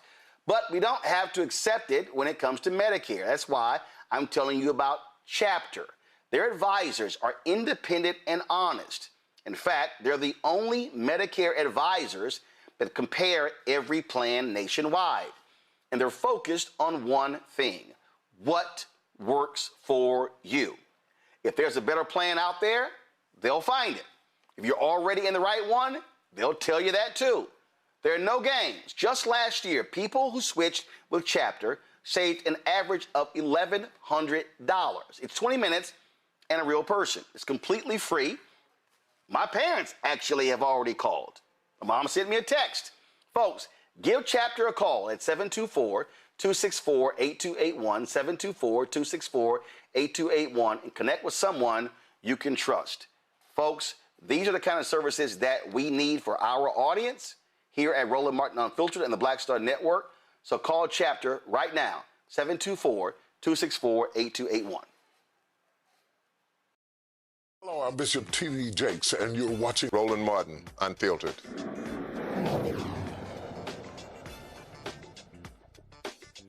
An LAPD officer could face criminal charges for secretly recording his colleagues' racist comments. Last year, LAPD officer Daniel Flores recorded almost 90 discriminatory conversations with his colleagues to support an internal affairs complaint. The internal affairs case has now been transferred to state prosecutors because California law prohibits secretly recording conversations. Okay. Flores' attorney argues that he had the authority to record the conversations because he is a police officer. Wow. So the guy records racist conversations, Thelma, and he's the one who's going to be in trouble. And that's the tricky part about California. And one thing that I've paid attention to this particular law, when individuals have come out recording individuals, the one catch-all that affords them the ability to do so, if there is a crime being committed or you anticipate something to be criminal in nature. This could fall into that middle ground, because when you have law enforcement officers who are out here and who have taken an oath to serve and protect their community, and they're out here intentionally making racial statements towards individuals they come into contact with on a daily basis, that is an inherent bias. It also puts the individuals that they are come in encounter with in danger, and they don't know that they're in danger because these individuals are being equipped to put them in danger because of their racial backgrounds that we don't know about. And that's one of the failures in the public service industry, They don't ask the required question, are you a damn racist? It's very easy to ask these questions, because if they say that they are not, now you have recorded conversations that can come back and hold them accountable. But because they are afraid to ask the ultimate question that needs to be asked to every law enforcement officer, every lawyer, every judge, anyone that is in these positions that where the law requires them to either be present to present legal arguments or take someone in custody. It's insane. I don't know why they are playing with their own statute that gives leeway as to what is the recipe to get around that particular law when it's necessary, and this is necessary. Zachary. This is going to be an opportunity for the Democratic leaders of California, if this man is facing any kind of penalty for what he's done, to step up and do the right thing. There have been record number of times when Governor Gavin Newsom didn't do the right thing, but this is a time that he can correct that, especially if he hopes to have any kind of opportunities beyond where he currently sits as governor of California. This is also a prime example of why we need the George Floyd Justice and Policing Act, because this is exactly what that act aims to help end the police who are not doing and operating in good faith and doing what's right by the people. Congo. Well, I have bigger concern for the officer now, because it's a bigger target on his back. I mean, whatever he was suing for, whatever discrimination he was talking about, now he has all of this, and people know that they're recorded. So I'm even more concerned for what's going to happen to him. And quite honestly, look, if you can have these laws about not recording this or that, but if people are saying things that you know are jeopardizing, maybe they're saying racist things about how they view the communities that they serve, and you actually do nothing about it, that's a problem. That's a real problem. And quite honestly, this can come up later on in another court case, I'm assuming, where people can say, well, this officer was racist, it was put out there, and nothing was done about it. And so this officer is at a greater risk, and there needs to be something done more to support him, because he clearly has evidence that he's surrounded by people who don't have the best interests of either him or his community at heart, and that nothing can be done about it simply because of this law. It's only going to end up bad for him. I don't know what's going to happen to these officers, but something needs to be on their files as well, based on what they were recorded saying. I get it, but I don't get it at the same time. Understand. Folks, Morehouse College is getting a major investment in campus safety. The school will receive more than $500,000 in federal funding through a bipartisan effort led by Georgia Senators John Ossoff and Reverend Raphael Warnock. The funding is part of the fiscal year 2026 Commerce, Justice, Science, and Related Agencies Appropriations Act, which is part of the Senators' broader push to strengthen and invest in HBCUs systematically. The money will pay for new motorized gates at campus entrances, security cameras at dorm entrances, and proximity lock systems for classrooms and offices across the campus. Folks, so let me thank our panel. Let me appreciate all of you, Thelma, Zachary, and Omekongo. So I appreciate it. Thanks a bunch. Y'all have a good one. Folks, we're going to close the show out with an interview that I did with the Lieutenant Governor of Virginia, Ghazala Hashmi. She is the first Muslim Lieutenant Governor. We sat down to talk about her historic win and also her focus since taking office. This conversation took place June 27th at the Virginia Democrats Commonwealth Gala. Us right now, the Lieutenant Governor of Virginia, Ghazala Hashmi, just correcting? That's correct. Did I get it right? That's right. All right then. So how you doing? I'm doing well. Thank you so much. So obviously historic win for you. How has it been thus far? What kind of learning curve has it been? Well, it's been a very wonderful transition. You know, I served 6 years in the Virginia Senate, and now I preside over the Senate. What's been really important and helpful is that I have those key relationships already in place, not just with members of the General Assembly, but across state agencies. My team got to work right away, continuing the effort to help all Virginians. But you also have a very narrow margin in the Senate, correct? We do. One-seat margin. You know, when I got elected in 2019, I was that one-seat margin. We brought in a trifecta at that point. We were able to secure so many critical pieces of legislation. And then when we lost the governorship to Governor Youngkin, when we lost the majority in the House of Delegates, it's that one seat that continued to protect Virginia over these years so that we could be a firewall against the disastrous policies that we're seeing from the Republicans. Now, the next round of state Senate elections is what, next year? For the state government, yes, we will have all 140 seats in 2027, 40 seats in the Senate, 100 seats again in the House of Delegates. We're going to fight hard to expand our Senate majority. You know, one of the things that I was just talking about is that what people really have to understand what is going on here. When I look at this extreme court, I don't call them a Supreme Court, this extreme court. What we are seeing is this effort to solidify their control, not just for the next election cycle, but literally for the next generation. And so what do you say to that person who's watching, who's listening, who says, you know what, I'm not feeling this, my vote doesn't matter, it doesn't count, I don't think I can actually create change? Every person's vote absolutely matters. You know, what we've seen in Virginia when we won that one seat in the Senate, that ensured that we were able to have effective control over all of the legislation that was going to be introduced, that was going to be passed.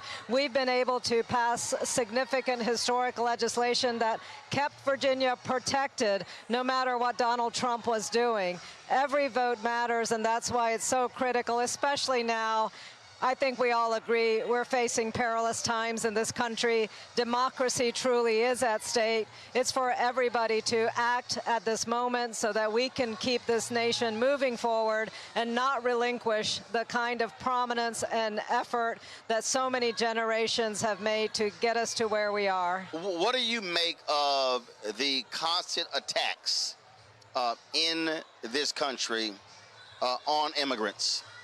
As an immigrant myself, I understand what pain and vulnerability so many families are feeling.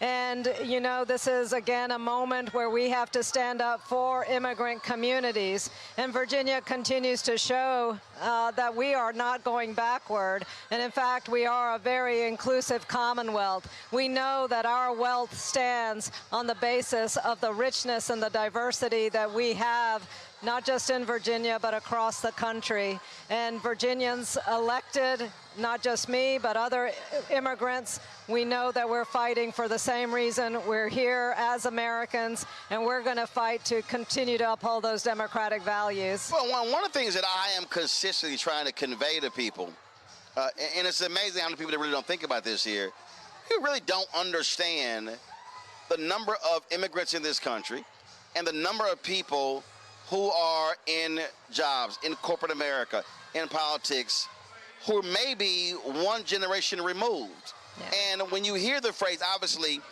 black folks were enslaved, brought here in chains, but it's without a doubt, this is an immigrant-driven country. So this notion that you're not going to have immigration and we're just going to shut the borders off is nonsensical, because you cannot grow as a nation if you are decreasing your population. Your gross domestic product will actually decrease. I agree fully. You know, America has always built its communities and resources through the efforts of so many different immigrant communities. We get the research talent, we get the scholarship, we get the entrepreneurial efforts, all from so many people around the world. People around the world hold fast to the idea of America. It is an idea that has stood the test of time. It's an idea that appeals to so many individuals because they know all the opportunity that this nation has to offer, but also the fact that it's based on a democratic principle that every single person has a right to life and liberty and the pursuit of happiness. Those words mean something very powerful for people all across the world. We need to restore America's position on a global scale. Well, that's why I always appreciate when I read or listen to Dr. King's speech on April 3rd, 1968, when he said, America, be true to what you put on paper. Exactly. Because there are a lot of people who claim to be patriotic.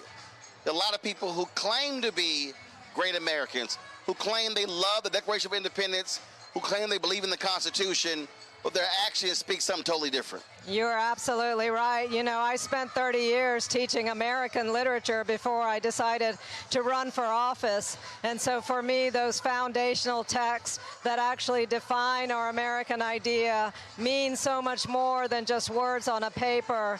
And I taught students from around the world who sat in my classroom.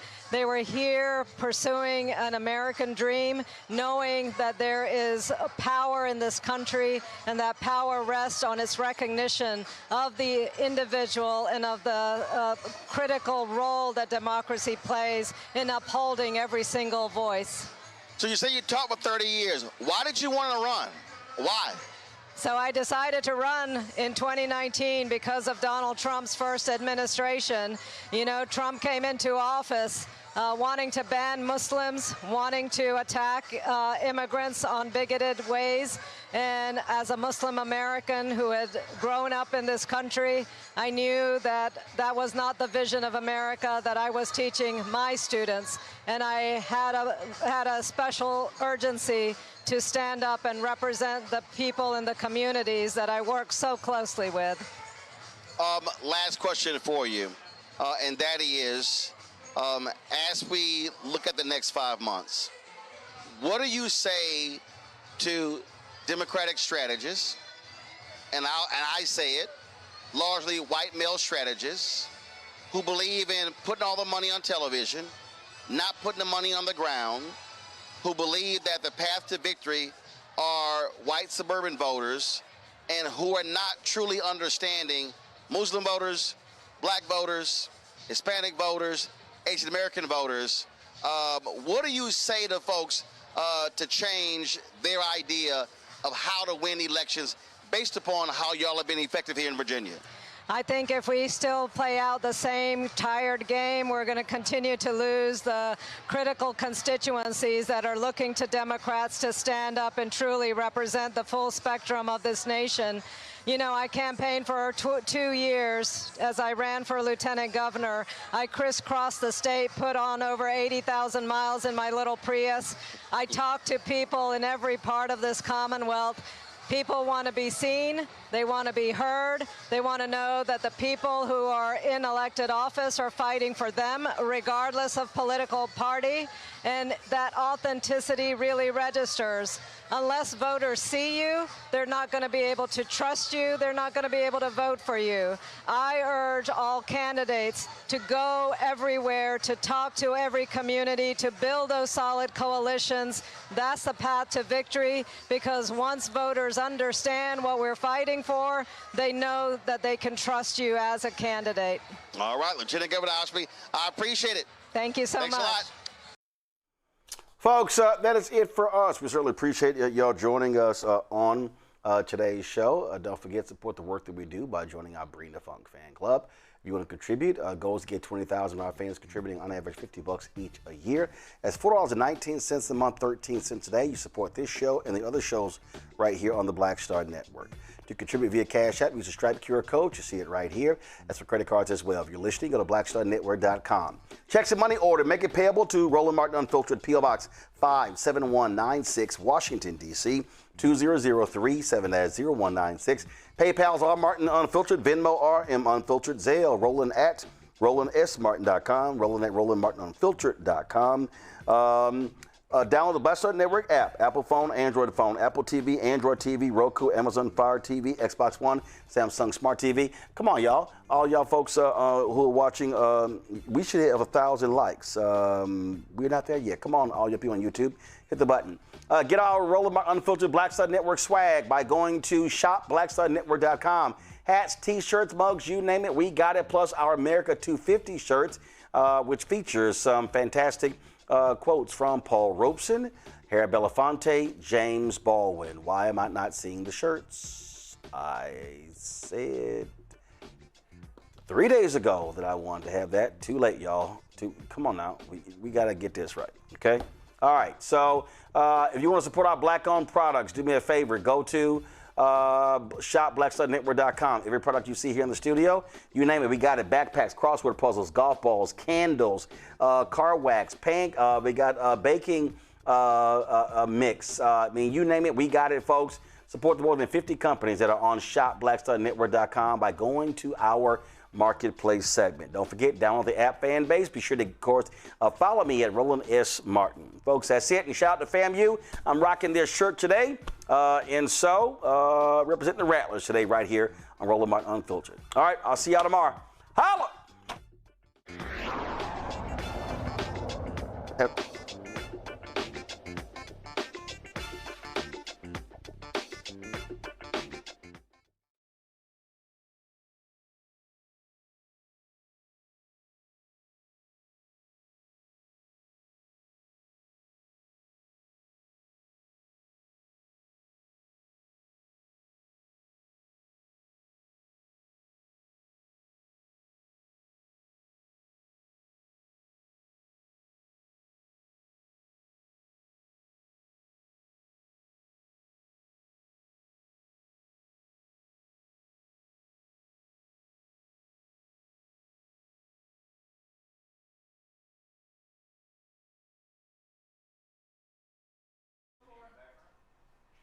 Yeah, the same one we do for the show. What the hell is this?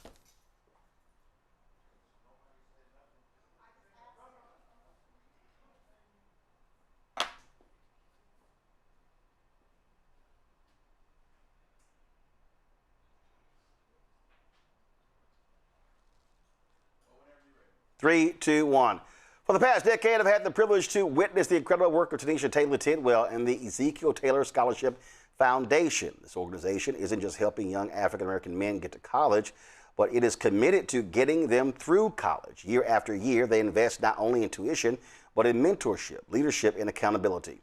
We often talk about changing the future of our communities. The truth is, it begins by investing in our young men, believing in them, walking alongside them, and reminding them that they are capable of greatness. That's exactly what this foundation has done. It's creating the next generation of leaders. Congratulations on 10 years of transforming lives and strengthening our community. To the class of 2026 scholarship recipients and graduates, you stand on the shoulders of those who believed in you. Now go forward, make your mark, and make us proud.